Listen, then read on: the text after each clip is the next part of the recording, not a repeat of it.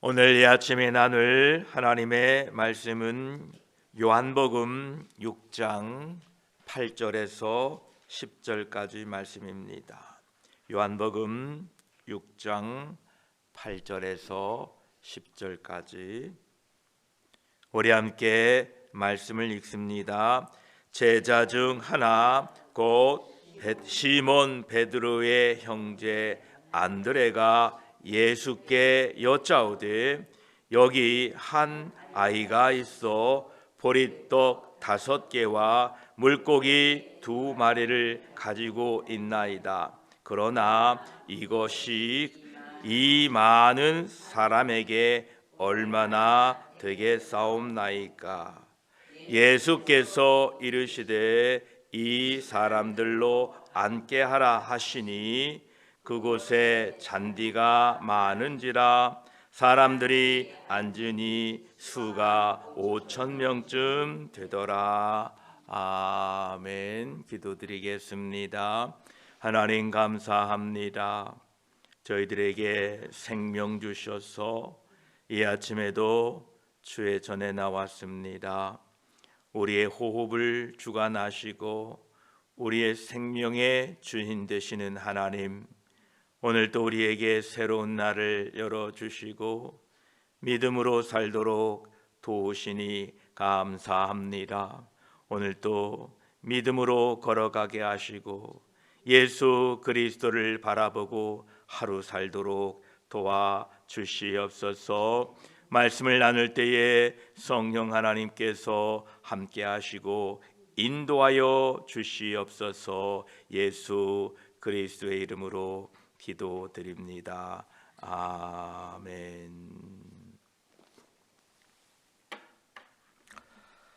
요한복음 6장 8절로 9절까지를 보면 제자 중 하나 곧 시몬 베드로의 형제 안드레가 예수께 여짜오되 여기 한 아이가 있어 보리떡 5개와 물고기 2마리를 가지고 있나이다. 그러나 그것이 이 많은 사람에게 얼마나 되겠사옵나이까? 라고 묻습니다. 사람들이 모여 있는 곳에는 불신과 불평이 있고 그 불신과 불평은 옮겨지기 쉬운 것입니다. 어제 우리가 살펴본 요한복음 6장 7절 앞절에서도 빌립이 각 사람으로 조금씩 받게 할지라도 200데나리온의 떡이 부족하리이다 라고 빌립도 예수 그리스도를 염두에 두지 않고 불신앙의 말을 했는데 이러한 불신앙이 안드레에게도 영향을 주었습니다. 이스라엘 백성들이 광야 생활할 때도 동일했습니다. 민수기 11장 4절에 보면 그들 중에 섞여 사는 다른 인종들이 탐욕을 품음에 이스라엘 자손도 다시 울며 이르되 누가 우리에게 고기를 주어 먹게 하랴 라고 이렇게 불평하게 됩니다. 빌립의 믿음 없음이 안드레에게 쉽게 옮겨지게 되었다는 것입니다. 그래서 우리는 선한 영향력을 서로에게 끼치도록 힘써야 됩니다. 악한 영향력은 세상으로부터 나옵니다. 세상은 얼마나 악한지 모릅니다. 그래서 세상으로부터 영향을 받게 되면 나도 모르게 악한 영향력이 내 삶에 영향을 미치게 된다라는 겁니다. 선한 영향력은 오직 주님으로부터 나옵니다. 우리가 주님과 늘 함께 계시고 주님과 늘 가까이 계심으로 주님으로부터 선한 영향력을 받고 또한 그 선한 영향력이 여러분 주변에 전달되어지기를 축복합니다. 9절 말씀에 보면 안드레가 여기 한 아이가 있어 보리떡 5개와 물고기 2마리를 가지고 있나이다. 그러나 그것이 이 많은 사람에게 얼마나 되겠사옵나이까 라고 말하고 있습니다. 빌립은 각 사람으로 조금씩 받게 할지라도 라고 말했고, 안드레는 보리떡 5개와 물고기 2마리를 보면서 그것이 이 많은 사람에게 얼마나 되겠사옵나이까 라고 물었습니다.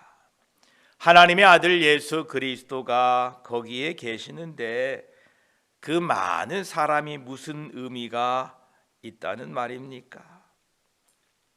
빌립도 안드레도 예수 그리스도를 염두에 두지 않고 계산하였습니다. 그렇기 때문에 그들에게는 희망이 없고 상황만 보였던 것입니다. 저 수많은 사람들을 어떻게 먹일 수 있겠느냐? 우리들의 연약함과 실수도 이와 같습니다. 우리가 직면한 문제, 우리가 맞닥뜨리는 이 시험 앞에서 하나님을 바라볼 것인가, 아니면 상황을 바라볼 것인가, 우리는 선택해야 됩니다. 우리들이 예수 그리스도를 바라보면 상황은 보이지 않을 것이고, 우리가 상황을 바라보면 그 상황에 가리워져서 나와 함께 계시는 예수 그리스도는 보이지 않을 것입니다. 바로 이것이 베드로가 물 위를 걸었을 때와 동일한 상황입니다. 베드로가 물 위를 걸은 것은 이 오병이어의 기적이 일어난 바로 뒤의 이야기입니다. 그래서 요한복음 6장 16절부터 그 이야기를 기록하고 있는데, 요한복음에는 간략하게 기록되어 있지만 다른 복음서에는 이 물 위를 걷는 모습이 구체적으로 기록되어 있습니다. 마태복음 14장 28절로 32절까지를 보면 이제 그 풍랑 가운데 제자들이 애쓰고 있을 때에 예수님이 물 위를 걸어오시지요. 유령이 아닌가 다 놀랐지요. 그런데 주님이 나다라고 하니까 베드로가 아주 자신 있게 주여 만일 주님이시라면 나를 명하사 물 위로 오라 하소서 하니 오라 하시니 베드로가 배에서 내려 물 위로 걸어서 예수께로 가되 바람을 보고 무서워 빠져가는지라 소리질러 이르되 주여 나를 구원하소서 하니 예수께서 즉시 손을 내밀어 그를 붙잡으시며 이르시되 믿음이 작은 자여 왜 의심하였느냐 하시고 배에 함께 오름에 바람이 그치는지라 이렇게 기록하고 있습니다. 베드로가 예수님을 바라볼 때에는 바람과 풍랑이 보이지 않았는데 시선을 예수 그리스도께 두지 않을 때에 자신이 물 위를 걷고 있는 상황이 보였던 것입니다. 정신 차리고 나니까 자기가 물 위를 걷는 거예요. 우리의 삶 속에서도 마찬가지입니다. 우리의 삶 속에 저 바다에 부는 풍랑과 같은 이 현상들이 매일 언제나 발생을 합니다. 그러나 그 풍랑 상황 속에서 나와 함께 하시는 예수 그리스도를 바라볼 때에 그 바다 가운데 빠져들지 않는다라는 것입니다. 여러분의 믿음의 눈이 띄어져서 우리의 삶에 일어나는 그 풍랑과 파도 가운데에 우리와 함께 계시는 예수 그리스도를 보게 되면 여러분도 그 상황의 파도에 빠져들지 않고 마치 베드로가 물 위를 걸어가는 것처럼 도저히 사람들은 그 상황을 빠져나올 수 없을 거라고 상상하고 예측하지만 우리는 능히 예수 그리스도를 바라보고 그 상황을 통과하여 걸어나가게 된다라는 것입니다. 예수 그리스도를 믿으면 중력의 법칙도 멈춰집니다. 예수 그리스도를 바라보면 태양도 멈추고 태양마저도 뒤로 가게 됩니다. 이러한 주님을 바라보는 저와 여러분이 되시기를 바랍니다. 그래서 그 풍랑 속에서 예수 그리스도를 바라보는 길만이 살 길입니다. 그러면 살 길이 생깁니다. 히브리 12장 2절도 이렇게 말씀하시지요. 믿음의 주요 또 온전케 하시는 이인 예수를 바라보자. 그는 그 앞에 있는 기쁨을 위하여 십자가를 참으사 부끄러움을 개의치 아니하시더니 하나님 보좌 우편에 앉으셨느니라 라고 말씀하십니다. 우리들은 기껏해야 자기 중심적이고 이기적이고 자신의 키를 한치나 늘릴 수도 없고 키는 고사하고 여러분의 머리카락 한 홀도 스스로 희고 검게 할 수 없는 나약한 존재들입니다. 물론 염색하면 되겠지만요, 자연적으로 이 머리카락 하나도 오늘 밤에는 흰 이 머리카락이 내일 아침에 자고 나면 검어져라 라고 할 수 없는 나약한 존재라는 것입니다. 그러므로 우리들은 믿음의 주요 또 온전케 하시는 이인 예수 그리스도를 바라보면서 하나님의 은혜를 구하면서 살아야 됩니다. 이게 우리 인간의 본질이라는 겁니다. 믿음 없는 두 제자들의 그 대답에 주님은 개의치 아니하시고 10절에 예수께서 이르시되 이 사람들로 앉게 하라 하시니 그곳에 잔디가 많은지라 사람들이 앉으니 수가 5,000명쯤 되더라 말씀하십니다. 오늘 저와 여러분들은 이 10절의 말씀을 통해서 위로와 소망과 감사를 하나님께 드려야 됩니다. 왜냐하면 하나님의 축복이 우리의 믿음의 빈약함을 따라서가 아니라 하나님의 은혜의 풍족하심을 따라 내려진다는 것입니다. 빌립과 안드레의 불신앙을 따라 응답하는 것이 아니라 비록 그들은 믿음이 없었을지라도 측량할 수 없는 하나님의 은혜로 말미암아 오병이어의 기적이 베풀어졌던 것입니다. 그러므로 우리 교회와 우리들이 하나님의 은혜와 복을 받으면 자신이 잘해서 받은 것처럼 교만하면 절대 안 됩니다. 그저 하나님의 은혜입니다 라고 고백하는 것이 마땅합니다. 하나님의 은혜가 은혜 되게 하십시오. 하나님의 은혜를 값싼 자기의 자랑과 자신의 공로로 바꾸지 마십시오. 만약 하나님의 그 귀한 은혜를 값싼 공로로 바꾸게 되면 마태복음 7장 6절에는 이런 말씀을 하고 계십니다. 거룩한 것을 개에게 주지 말며 너희 진주를 돼지 앞에 던지지 말라. 그들이 그것을 발로 밟고 돌이켜 너희를 찢어 상하게 할까 염려하라 라는 이 말씀이 이루어지게 될 것입니다. 더 이상 귀한 것을 주시지 않겠다라는 말씀입니다. 저와 여러분, 하나님의 은혜가 은혜 되도록 그저 하나님의 은혜였습니다 라고 하나님께 영광 돌리시기를 축복합니다.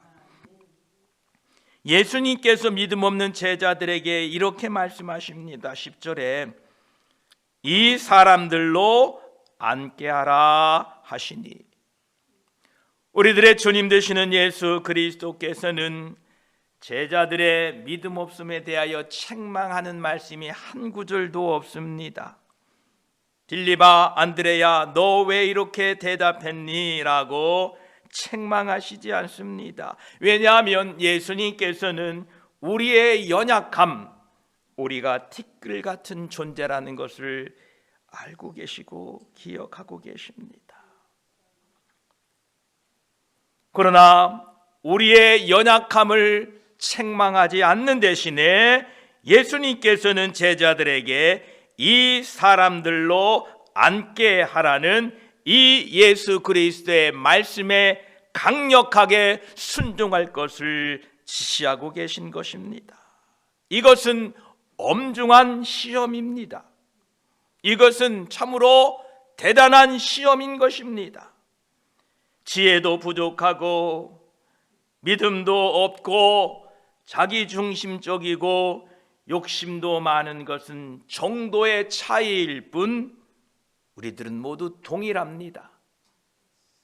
그러나 예수 그리스도의 명령에 순종하는 것은 하나님의 백성된 우리에게는 반드시 필요한 것입니다.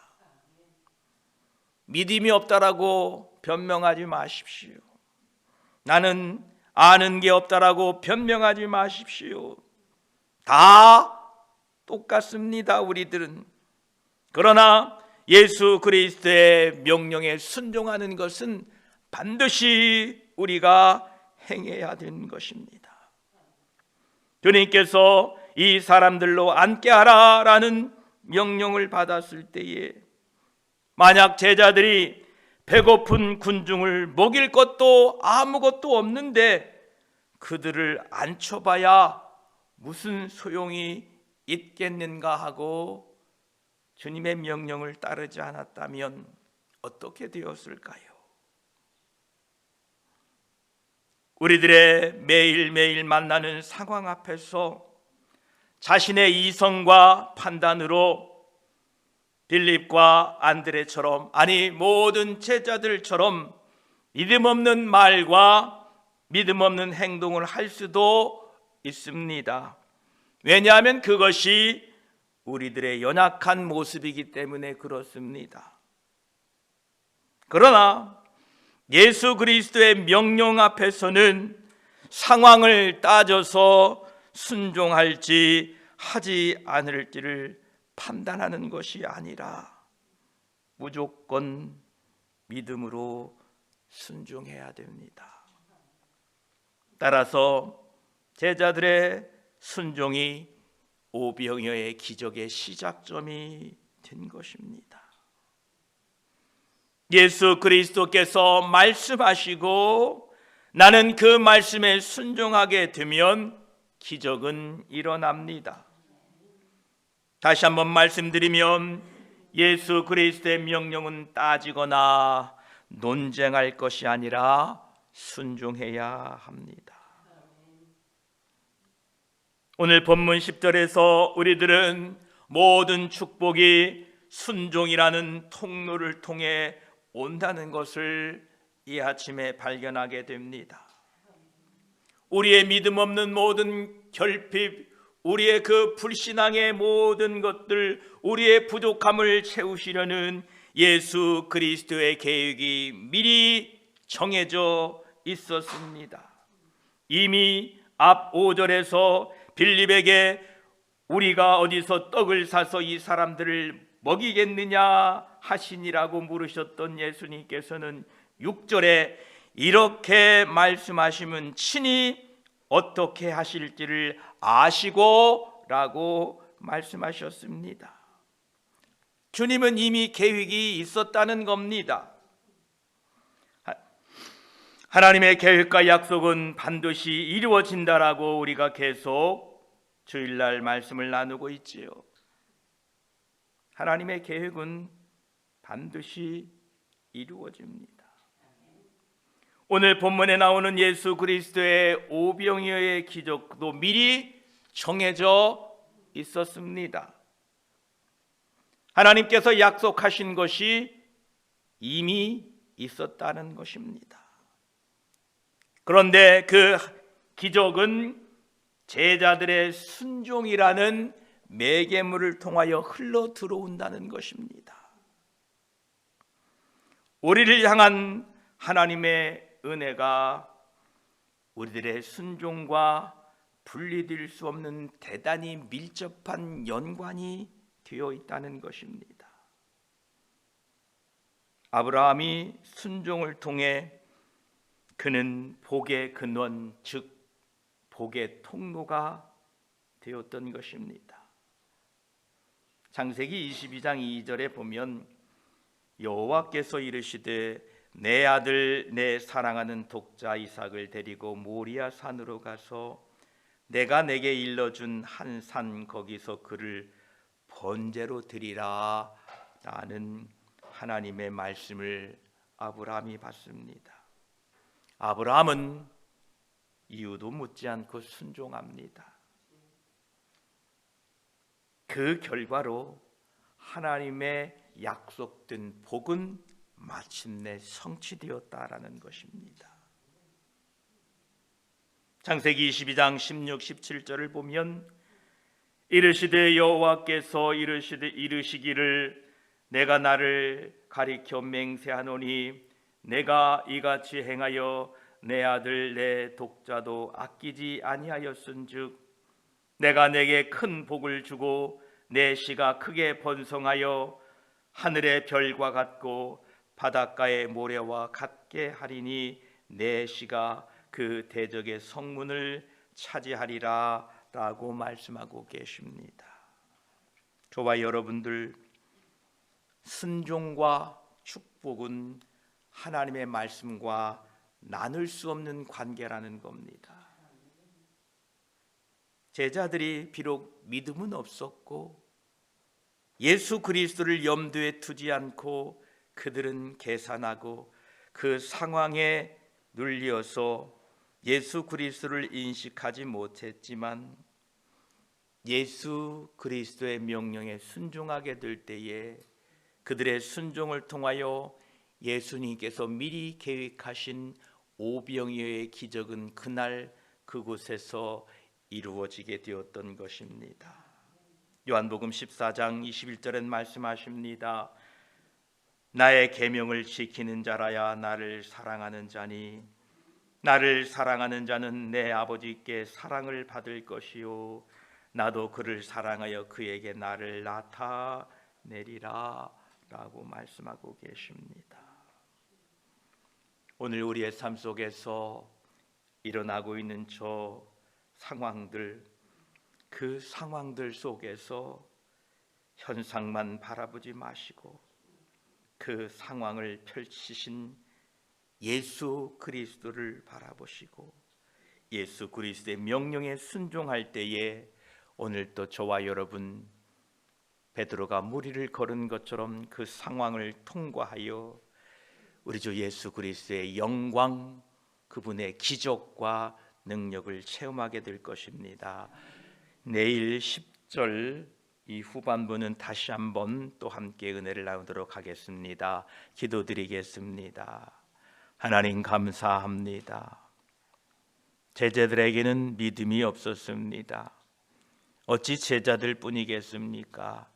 우리들도 참 믿음이 있는 것 같으나 상황이 벌어지면 그 상황만 보았지 그 상황 가운데의 모든 상황을 주관하고 계시는 주님은 볼 수 없는 게 우리의 믿음입니다. 늘 자기중심적이고 늘 교만하고 늘 믿음 없는 것이 우리들입니다. 주님께서는 우리의 믿음대로 하시지 아니하시고 우리의 불신앙대로 하지 아니하시고 하나님의 측량할 수 없는 은혜로 우리에게 공급해 주시니 감사합니다. 제자들의 믿음으로는 오병이어의 기적을 체험할 수 없는 상태였습니다. 우리의 믿음으로는 그 하나님의 그 크신 은혜를 누릴 자격이 없습니다. 그럼에도 불구하고 하나님께서 우리에게 한량없는 은혜를 주시니 감사합니다. 믿음 없던 제자들에게 주님 명령하십니다. 이 사람들로 앉게 하라. 주님의 명령을 받은 제자들은 생각할 것입니다. 아니, 이 배고픈 군중들을 먹일 것도 없는데 그들을 앉혀봐야 무슨 소용이 있겠느냐라고 주님의 그 명령을 판단하고 그 주님의 명령을 거절할 수 있었을 것입니다. 그러나 주님의 명령은 우리가 따지거나 논쟁할 것이 아니라 순종해야 됩니다. 주님의 명령에 순종될 때에 마침내 예수 그리스도께서 이미 계획해 놓으시고 청해 놓으신 오병이어의 기적은 제자들의 순종의 통로를 통하여 그 배고픈 무리들에게 이루어지는 것을 오늘 우리는 이 아침에 보았습니다. 주여, 믿음 없는 저희들을 긍휼히 여겨주시고 불신앙으로 자기 만족으로 쌓여있는 우리들을 불쌍히 여겨주시고 주님이 명령하실 때에 순종함으로 말미암아 주님께서 예비하신 놀라운 기적을 우리의 순종을 통하여 이루어가게 하시고, 주님이 말씀하시면 우리가 순종할 때에 기적이 일어남을 오늘 이 아침에 다시 한번 말씀을 통하여 붙잡으오니, 오늘 또 주님 나에게 말씀할 때에 아멘하고 순종하여 주님의 영광을 나타내는 우리의 삶이 되게 하여 주시옵소서. 우리 구주 예수 그리스도의 이름으로 기도드립니다. 아멘.